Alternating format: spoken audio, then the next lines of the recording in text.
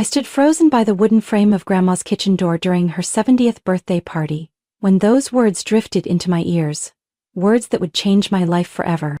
Haley is so much stronger and more ambitious than Layla. You need someone like that by your side, my mother Evelyn said in the old tiled kitchen. Her voice light, as if she were discussing a pie recipe instead of my future. I gripped my glass of water tightly, the cold seeping into my skin unnoticed. My boyfriend? Tyler? The man I'd loved for 3 years and thought would propose before Christmas? Was standing right there in front of her, his face stiff, his eyes full of confusion. But worst of all, he didn't argue. He didn't defend me. Haley just got promoted to head of marketing in Denver. She knows how to hustle.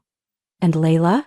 Mom shrugged. An elementary school art teacher, wasting time painting pictures no one buys. My heart clenched like a fist. I had always been proud of my work, proud of helping children discover the world through colors, but to my mother it was nothing but failure. Tyler hesitated. He stared at the floor as if looking for answers in the cracks between the old tiles. I don't know, Mrs. Evelyn. Layla and I have been together a long time. And what has that gotten you? A relationship going nowhere, Mom interrupted, her tone flat, like she was closing a deal. You and Haley have the same drive, the same goals. You'll go far together. I forced myself to turn away before they noticed me. The glass trembled in my hand, water spilling over the rim like the tears I refused to shed. After that party, everything changed. Tyler started mentioning Haley more and more in conversations, praising her for running charity marathons, for landing big contracts at work. I smiled stiffly, swallowing the growing ache every time her name came up. Our dates became rare, replaced by busy evenings, emergency meetings, last-minute business trips. I began wondering if I was imagining things. Was I just being overly sensitive? Was I being jealous of my own sister? Then one Friday night, while I was preparing a surprise dinner for Tyler, his favorite spaghetti, my phone rang. It was Mia, my best friend, the one who always saw what I tried to ignore. Are you free? She said urgently. I'm at downtown cafe, and Layla, you need to come. I didn't ask why.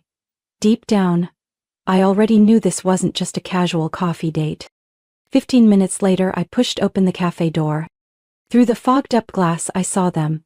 Haley sitting close to Tyler, her hand brushing his arm as she laughed.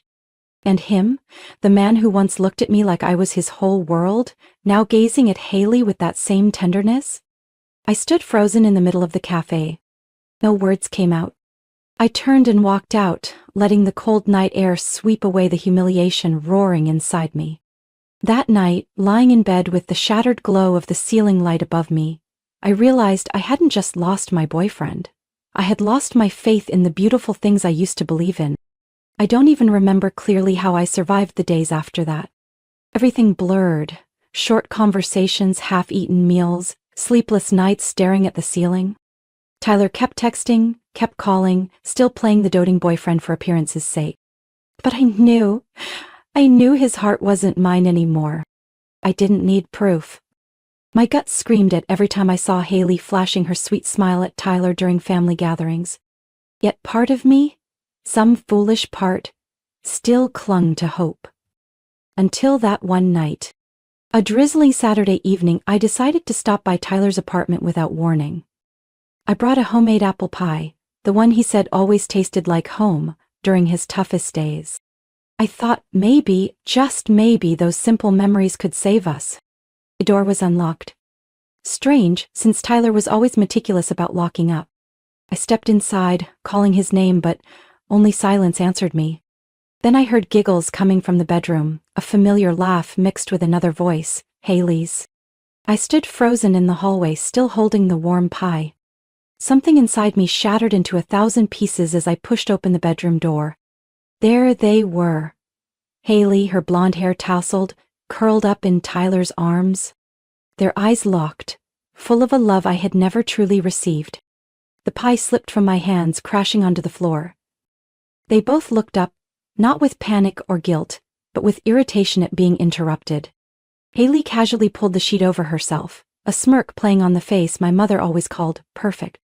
Layla, Tyler stammered, sounding like a boy caught sneaking out. Don't, I cut him off, my voice eerily calm. Don't insult my intelligence with excuses. Haley crossed her arms unbothered.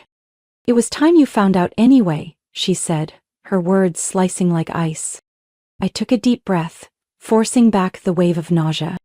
How long? I asked, not really wanting the answer. Tyler dropped his gaze. 2 months, he muttered, as if admitting to stealing candy, not betraying 3 years of love. Haley smiled smugly like she'd just won a contest. We've been together since Grandma's party, she said. Probably earlier if Mom hadn't told us to wait. Hearing Mom roll off Haley's tongue was another slap in the face. I wasn't even surprised anymore. Everything was crystal clear. I turned away, not wanting to fall apart in a place that once felt like home. Tyler called after me, but I didn't stop. The next morning I faced my mother in Grandma's kitchen. The smell of freshly baked bread lingered in the air, but it couldn't cover the coldness between us. She looked up from her tea, completely unbothered. I heard, she said casually, like commenting on the weather. You need to toughen up, Layla. Not everything is a tragedy. I clenched my fists. You knew, I said. And you chose their side. I didn't choose anything, she shrugged. Haley has a future. She needs a man with ambition. And you, she paused, searching for a gentler word, then sighed. You're a dreamer, Layla, an art teacher at a public school. You need someone simple, not a guy like Tyler. Each word landed like a slow, deliberate knife. So in your eyes, I rasped. I was never enough. She placed her teacup down, looking almost bored. I just want what's best for you. But if you can't face reality, there's nothing more I can do. I stepped back, feeling strangely light. In that moment, I realized I didn't need validation from someone who never valued what I held dear. I slammed the trunk shut, my heart as heavy as the gray clouds blanketing the sky. Behind me was the town where I was born, a place filled with sweet memories and wounds that never fully healed. Ahead, a dusty trail led me away. Away from Mom, away from Haley, away from Tyler, away from everything that had crushed my heart. But I had met Chicago appeared on the horizon after nearly 8 exhausting hours of driving. The city was vast, unfamiliar, loud, and cold. But I wasn't afraid. I had nothing left to lose. I rented a tiny room in an old apartment building on the west side, where the wooden stairs creaked under every footstep and the hallways smelled like decades-old bleach. I just needed a place to start over. That was enough. My small savings would barely cover a few weeks if I was extremely careful. I searched for jobs everywhere, knocking on the doors of shops and tiny offices with a resume printed at the copy shop down the street.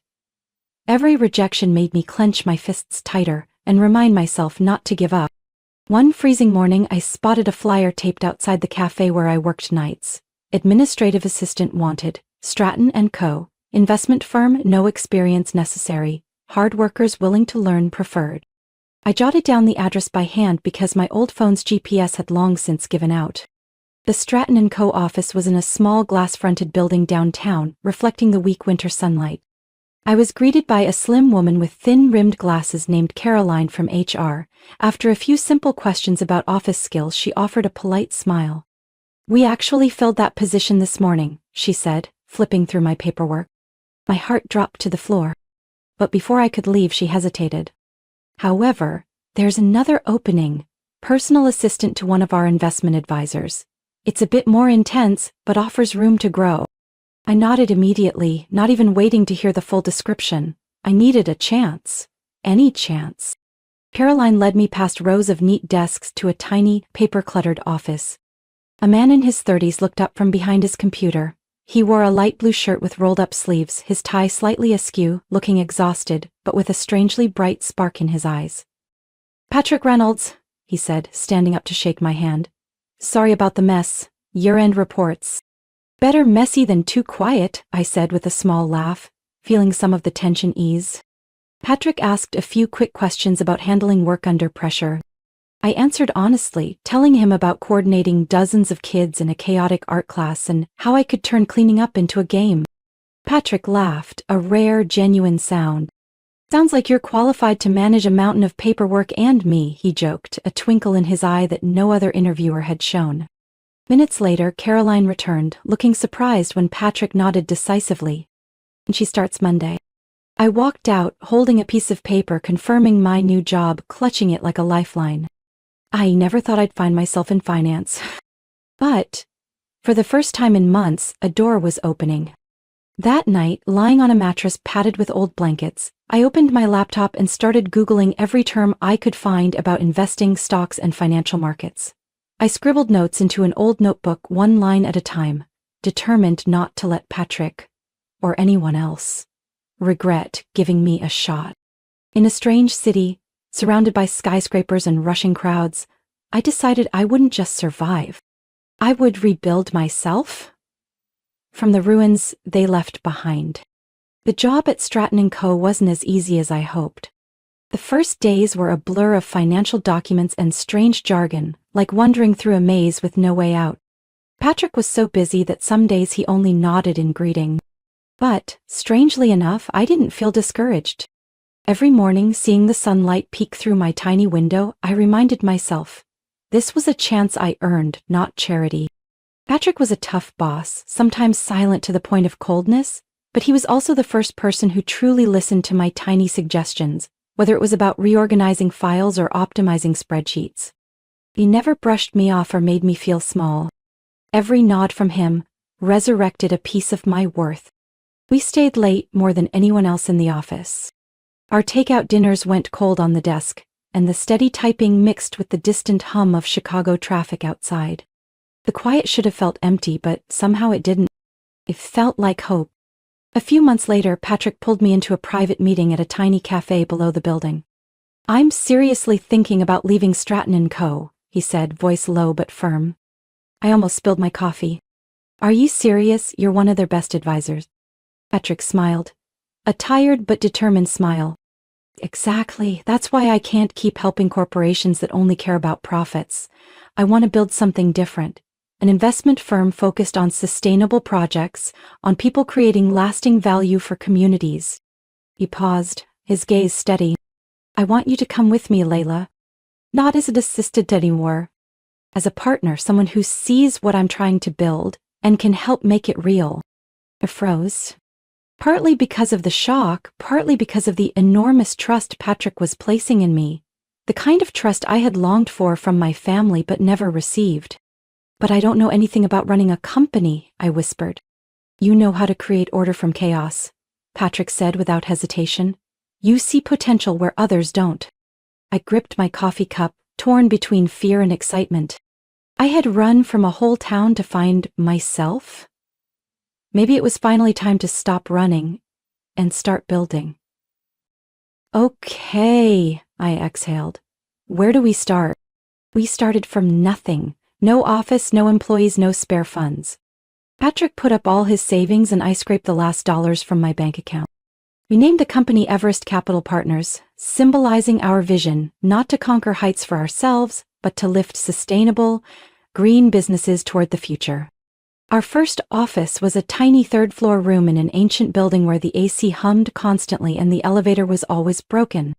Our desks were two battered tables, our chairs borrowed from the cafe downstairs. On the first day, Patrick walked in carrying a box of files, looked around the bare room, and turned to me. "Are you sure about this?" I smiled. For the first time in months, my heart felt light. More sure than I've ever been. The days that followed were endless, non-stop work. I learned how to draft investment proposals, decipher complex financial terms, and set up data systems from scratch. Patrick crisscrossed the city, pitching to investors, sometimes walking away with nothing but a handshake. We lunched on cold sandwiches, drank weak coffee, and ended late nights surrounded by walls plastered with sticky notes. But in all the exhaustion, I felt alive. No more measuring up to someone else's standards. No more whispers of doubt. Here, every effort mattered. And for the first time, I believed I deserved trust. Our second winter in Chicago was brutal, icy winds tearing down the streets. But inside the tiny office of Everest Capital Partners, I felt strangely warm. Work bound Patrick and me in a rhythm only we understood. A glance was enough to know what the other needed. A small gesture could lift a heavy burden. Sometimes, when the only sounds left were typing and the soft whir of the printer, I caught Patrick watching me. And I knew his gaze held more than professional respect. And my heart had changed, too. Quick lunches on street corners, late nights debating contracts under dim lights, heated arguments that ended in exhausted laughter. Every small moment wove itself into something bigger neither of us dared name. Until one March evening, caught in a gentle rain, Patrick and I ducked into a tiny diner near the office. A few worn tables, the smell of pasta, and an old jukebox playing broken songs. We ordered lasagna and a cheap bottle of wine. In the middle of talking about a new contract, Patrick suddenly fell silent, staring at me so long I blushed. "Layla," he said, voice deep and steady. "We built Everest together from nothing. You believed in me when no one else did. And I want to believe in you again. This time, for the rest of my life." I froze as he pulled out a small ring, simple but sparkling in the dim light. "No grand speeches, no fancy setup," Patrick smiled, his eyes full of sincerity that nearly broke me. "Just say yes. Be my wife. Be my partner, not just at work but in everything." I don't remember exactly when I said yes. I just remember the feeling of Patrick sliding the ring onto my finger, like every past heartbreak suddenly had a purpose. We got married 3 months later in a small, warm ceremony at a red brick church outside Chicago. Only a few close friends came, no fancy dresses, no grand party, just pure love and trust. I wore a simple white dress sewn from silk my mother had sent me the year before, the only gift I ever kept. Patrick wore the same gray suit he used for investor pitches. When the pastor asked him if he promised to stand by me through everything, Patrick simply looked at me and said, "With all my heart." After the ceremony, we threw a little celebration at the Everest office, the place that had seen every drop of our early struggles and hopes. Friends toasted us, laughter echoing among piles of paperwork and charts. It was the happiest moment of my life. Married life wasn't a fairy tale. Work was still tough. We still fought over company decisions and collapsed in exhaustion after bad deals.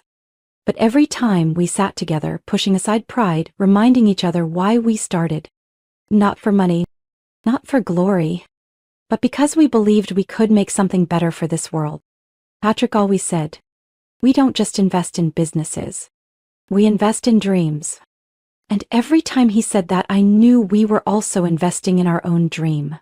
A dream of a life no one else would ever decide for us again. In a vast cold city like Chicago, I had found my home. Not in luxury mansions or thick financial reports, but in the eyes of the one man who never looked at me to compare, only to love. 6 years after we signed the lease on that tiny first office, Everest Capital had grown beyond anything we imagined. We opened 2 new branches, expanding investments in sustainable businesses across the Midwest. Patrick became a respected name in the green finance world, and I, the one behind the tight operations, slowly became known as the silent architect of this remarkable growth. One April morning, while I was reviewing annual reports, Patrick tapped lightly on my desk. "Layla," he said, a hint of excitement in his voice, "you should see this." I took the folder he handed me and glanced at the bolded headline. "Notice of Asset Sale, Sterling Investment Group." A mid-sized financial company I remembered from a few strategy discussions. "What does this have to do with us?" I asked. Patrick leaned against the edge of my desk, his eyes glinting with mischief. "A steerfly law to a small law firm in Philadelphia 2 years ago, Harper and Hayes. And Harper and Hayes was the company Mark and Haley helped build." I froze for a moment. "And now," Patrick continued, "Sterling is in deep financial trouble. They're being forced to sell off assets to save their core investments. Harper and Hayes is on the urgent sale list." I set the folder down, a flood of complicated emotions rising inside me. "You want to buy them?" I asked slowly. "I want us to buy them," Patrick corrected, his gaze steady. "Strategically, it's a sound move, and it's also a chance for you to close a chapter, if you want." I stayed silent for a long time. Images of Mark and Haley rushed back, the betrayals, the lies, the pitying looks I had once endured. I thought I had let go of it all. But now, facing the opportunity head-on, my heart still tightened. "Let's host a gala," Patrick said, as if reading my mind. "Celebrate Everest's 10th anniversary. A perfect occasion to announce the acquisition. And, if you agree, We'll send personal invitations to your mother, Haley, and Mark. The idea swept through me like a cold wind. Invite them? Not for revenge, but to show them I hadn't just survived what they did to me. I had risen stronger than ever. I nodded, so lightly it surprised even me how calm I felt. Do it, I said, send the invitations.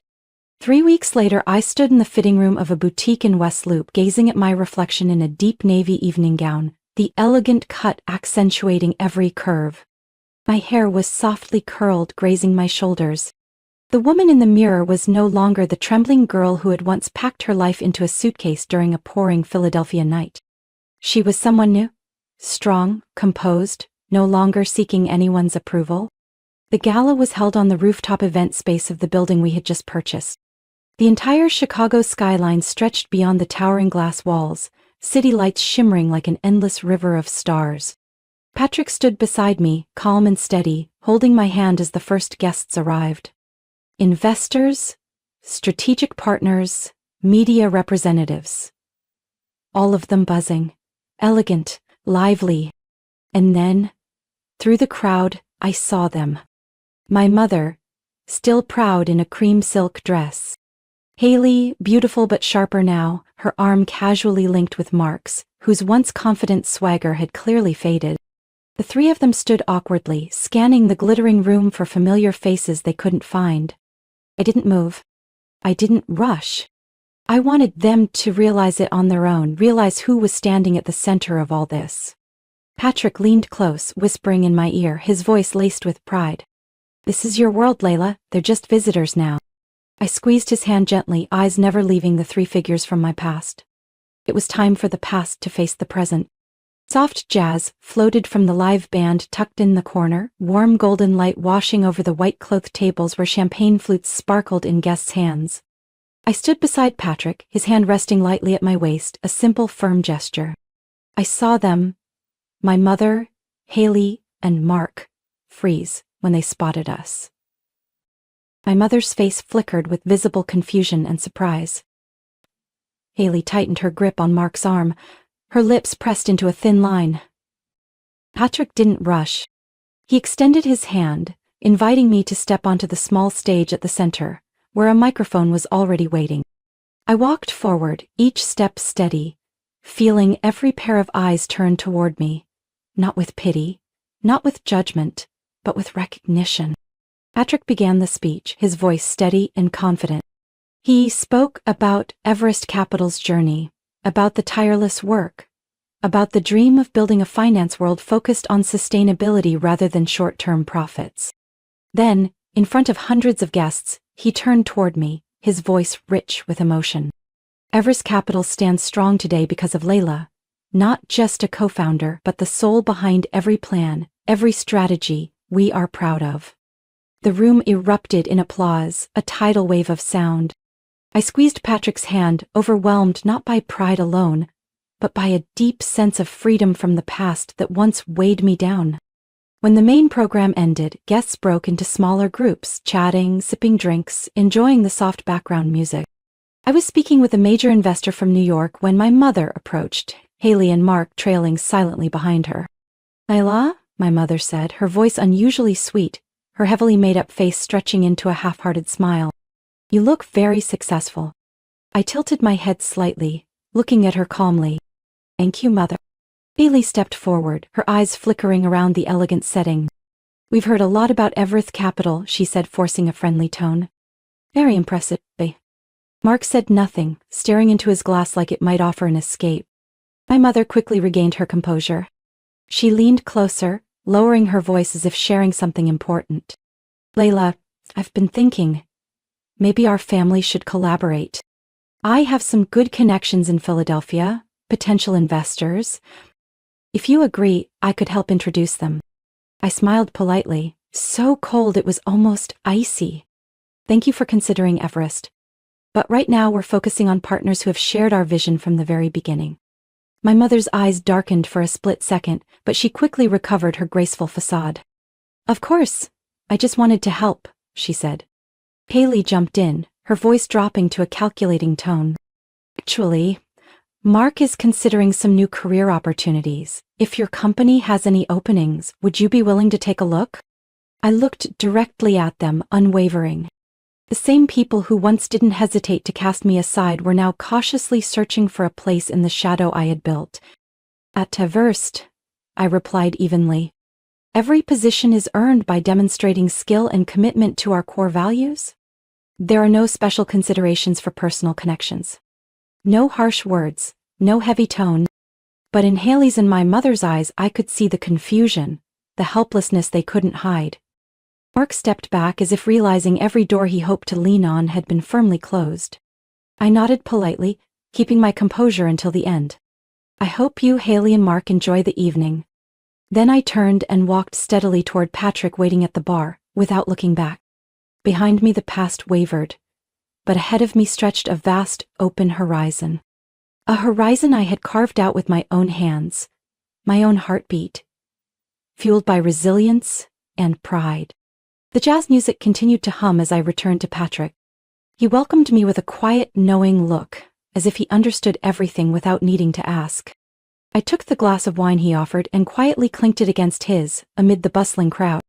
As the sweet warmth of the wine touched my tongue, I realized something. In that moment, I was completely, utterly free. Free from old expectations, free from the wounds I once clutched as part of myself. Free from the need to prove to my mother, to Haley, to anyone, that I was enough. I didn't need their validation. Truth was, I never had. The evening wound down, guests gradually trickling out with laughter and warm congratulations. As the golden lights dimmed and the live band packed up their instruments, Patrick and I stepped out onto the rooftop balcony.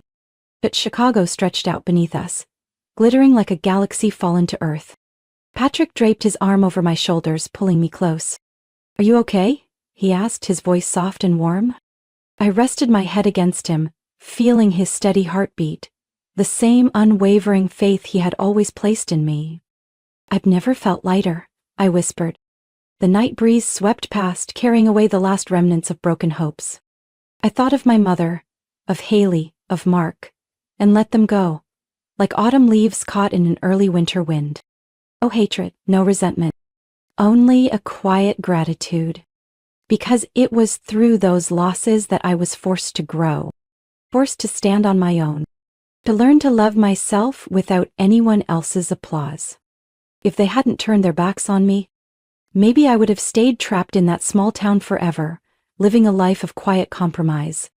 If my heart hadn't shattered, maybe I never would have had the courage to step into this vast city and embark on the journey of finding myself. Everything I had now, the company built with sweat and hope, the man standing beside me, the life I lived, were things no one could ever take away. And strangely enough, without those old wounds, I might never have found the path to real happiness. Patrick gently squeezed my shoulder. "I'm proud of you," he whispered. I smiled, a soft, easy smile no longer tinged with bitterness. "I'm proud of myself too," I answered, saying it for the first time without hesitation. Under the vast night sky, I closed my eyes for a moment, savoring the rare, profound peace that filled me. No more asking, why did they treat me that way? No more longing, wishing I were good enough to be loved. I didn't need to be chosen. I had chosen myself. And that was the greatest victory. We left the balcony hand in hand, walking through the now empty hall. The last golden lights dimmed behind us, closing the chapter of an old life. Ahead lay new chapters waiting to be written. Chapters I would write myself, with pride, with unconditional love for the life I had fought to create. My story wasn't just about escaping the shadow of betrayal. It was about reclaiming my worth in a bigger world. I'd learned that happiness doesn't come from others' approval, but from confidently walking the path you choose, no matter how tough it may be. The old wounds no longer weighed me down. They became the fuel that helped me build a freer, stronger, and more genuine life. I had saved myself. What do you think about Layla's journey to self-growth? Share your thoughts in the comments. And don't forget to follow the channel for more deep, inspiring stories about family, independence, and life's most powerful lessons.